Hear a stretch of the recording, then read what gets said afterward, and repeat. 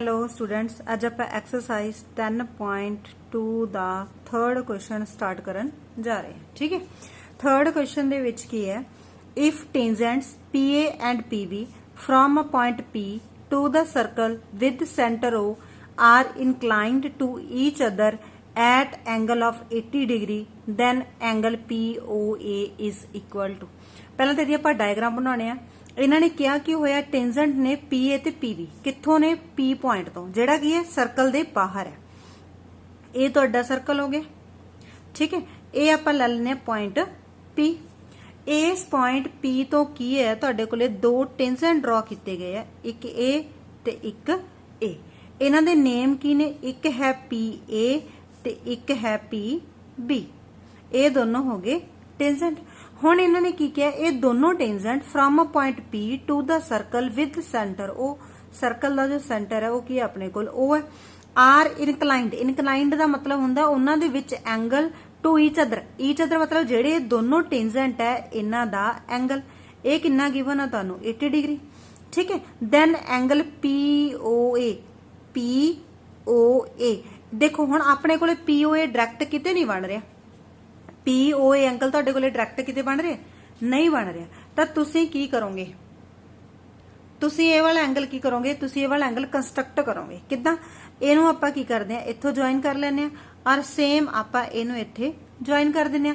तुहानूं पता है अगर कोई भी टेंजेंट और रेडियस एक जगह ते इंटरसैक्ट करते नहीं, जानी कि आपां की करदे आ रेडियस तो कोई लाइन ड्रॉ करदे आ किहड़े पॉइंट ते जिथे जिहड़ा टेंजेंट है वो सर्कल नूं कट कर रहा, तो वो की होंदी है परपेंडिकुलर होंदी है, परपेंडिकुलर होंदी है तो एंगल 90 हो गया। सेम एज ए वाला एंगल भी की हो गया तुहाडा 90 डिग्री हो गया। बट तुहानू एंगल चाहिए पी ओ ए, इट मीनस सानू की करना पऊगा, इस चीज नू ज्वाइन करना पेगा। ठीक है, इनू आपां नू ज्वाइन करना पेगा। देखो है तो ये MCQ है, बट क्वेश्चन हैगा ये डायरैक्ट तुहानू क्वेश्चन बी पुट हो सकता है विदाउट MCQ, और MCQ दे विच आ गया तां भी तुहानू पूरा सॉल्व करना पेगा। ठीक है, तो इनू आपां की कर लिया, ज्वाइन कर लिया।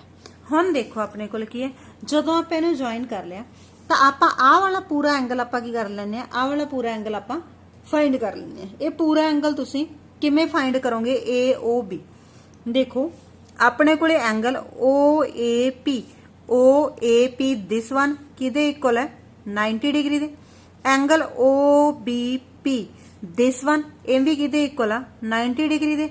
और angle APB, APB is equal to 80 degree.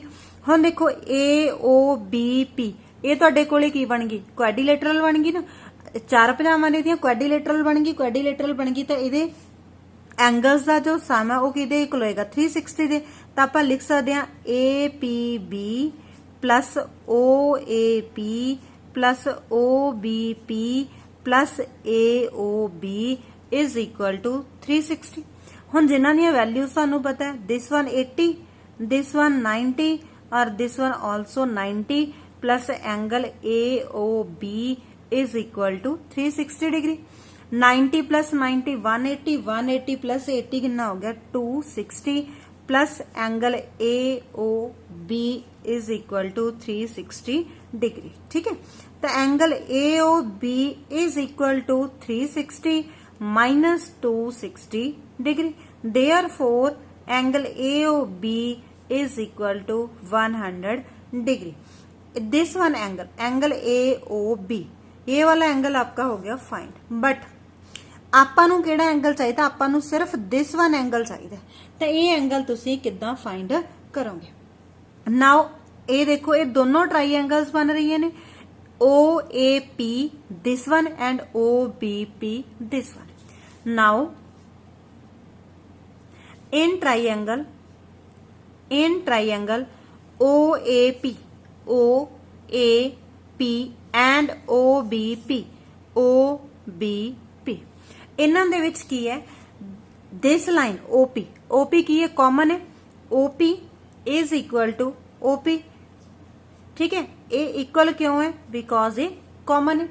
और angle PAO is equal to angle PBO is, दोनों इक्वल है। वाई, क्यों इक्वल है, ईच 90 डिग्री, दोनों की ने 90 डिग्री ने। Third one OA and OB दोनों इक्वल होंगे, क्यों होंगे? क्योंकि ये की ने दोनों रेडियस ने। OA is equal to OB, क्यों ने? बिकॉज की ने बोथ रेडियई, ठीक है, रेडियई ऑफ सर्कल, दोनों सर्कल दे की ने रेडियस ने। अगर अपने को एक एंगल ते दो साइड्स इक्वल ने तो ट्राईएंगल्स की हो जाते हैं, अपने को कॉन्ग्रुएंट हो जाती ने। Therefore triangle OAP congruent to triangle OBP, दोनों ट्राईएंगल्स कॉन्ग्रुएंट हो गया। अगर ये कॉन्ग्रुएंट हो गया देन आप की कह सकते हैं कि दिस वन और दिस वन एंगल इक्वल हो जाएंगे, वाई बाय CP/CT, ठीक है, कॉन्ग्रुएंट कॉन्ग्रुएंसी लगा के अपने को। Therefore angle AOP is equal to angle BOP by CP/CT।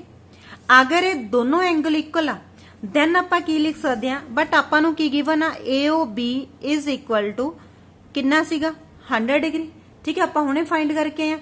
AOB नूं तुसीं की लिख सकते हो AOP plus BOP is equal to 100 degree, और ये दोनों इक्वल आ, ये दोनों इक्वल है तो तुसीं की लिख सकते हो AOP BOP नूं भी तो आप AOP लिख सकते हो, angle AOP is equal to 100 degree. Add कर दो दोनों नूं, 2AOP is equal to 100 degree और angle AOP is equal to 100/2 is equal to 50 degree. ये तो क्या आ गया आंसर आ गया, ये आप फाइंड करना है। क्लियर बच्चे, ठीक है, okay. Then move to next question. Now question number 4, prove that the tangent drawn at the end of the diameter, अगर diameter दे दोनों ends ते तुसी की कर रहे हो, दो tangent draw कर रहे हो of a circle are parallel, तो तुसी ये prove करना है कि वो circle की होंगे parallel होंगे, यानी कि वो intersect नहीं करनगे किते भी, ठीक है। तो आपा की करते हैं, आपा circle draw कर लेने, ठीक है, simple आपा की कर ले, circle draw कर लो, simple सर्कल ड्रॉ करता आप, ठीक है। वैसे फ्री मतलब तुसी फ्री हैंड भी कर सकते हो, कोई चक्कर नहीं है इहदे च, ठीक है। ये सर्कल ड्रॉ हो गया। हुण देखो ये इंदा की है, ये है इंदा सेंटर। हुण आपां की करना, इंदा डायमीटर कढना। डायमीटर तुहाडे कोले की होएगा, ठीक है।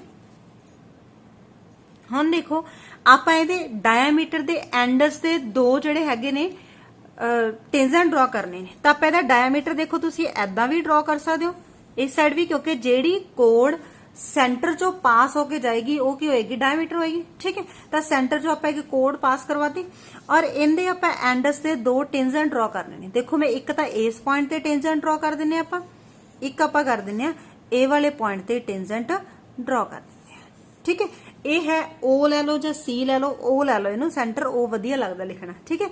ओ आपां लै लैने इनदा सेंटर, और ए वाला आपां की करता है जो MN है वो की है अपने कोले डायमीटर है, और इनू आपां की लिख दिन्ने AB, कोई भी नाम तुसी दे सकते हो, और इनू आपां लिख दिन्ने CD। ये दोनों की ने अपने टेंजेंट ने। आपां की प्रूव करना है जो CD है वो पैरेलल होएगा AB दे। तो देखो इहदे च की आएगा, हुण देखो सब तो पहला आपां की कीता है, सर्कल ड्रॉ किया। लेट MN की है तुहाडे कोले B दा diameter of, because the construction तुहानू लिखनी पेगी, वही सारी मैं लिखवा रही हूं जो जो आपां ड्रॉ किया, ठीक है, ऑफ सर्कल। सब तो पहला आपां की कीता सी, सर्कल मारिया, फिर की है ओदा डायमीटर ड्रॉ किया MN।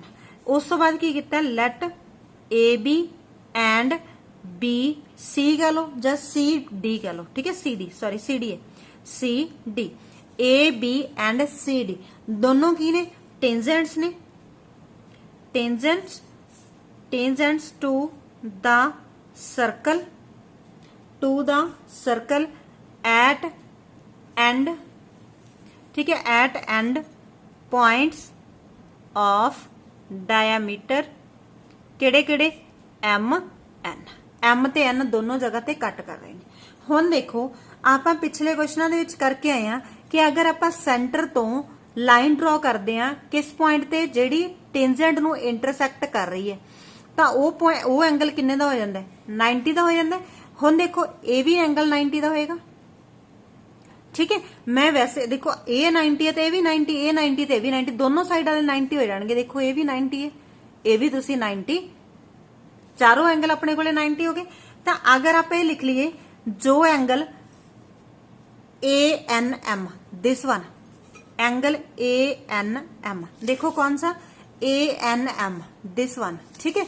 This one angle is equal to angle M, sorry N M B, this one N M B, N M D, sorry N M D, this one. ये की है तुहाडे कोले इक्वल है M, sorry N M D, दोनों angle equal हो गए, ठीक है। ये दोनों एंगल इक्वल है। हुण देखो एक एंगल इस साइड है, देखो अगर आप ये देख लीए एक एंगल दिस वन साइड है, एक एंगल दिस वन साइड है, तो Z ਦੇ ਵਿੱਚ ਬਣ ਰਹੇ ਨੇ, Z ਦੇ ਵਿੱਚ ਬਣਦੇ ਹੁੰਦੇ ਜਿਹੜੇ ਅਲਟਰਨੇਟ ਐਂਗਲ ਹੁੰਦੇ ਨੇ। ਅਗਰ ਇਹ ਦੋਨੋਂ ਅਲਟਰਨੇਟ ਐਂਗਲ ਨੇ देयरफॉर ਤੁਹਾਡੇ ਕੋਲੇ ਕੀ ਆਏਗਾ AB ਪੈਰਲਲ ਟੂ CD, ਤਾਂ ਜਿਹੜੀਆਂ ਲਾਈਨਾਂ ਨਾਲ ਉਹ ਬਣ ਰਹੇ ਨੇ ਉਹ ਕੀ ਹੋਣੀ ਹੈ, ਪੈਰਲਲ ਹੋਣੀ ਹੈ, ਠੀਕ ਹੈ।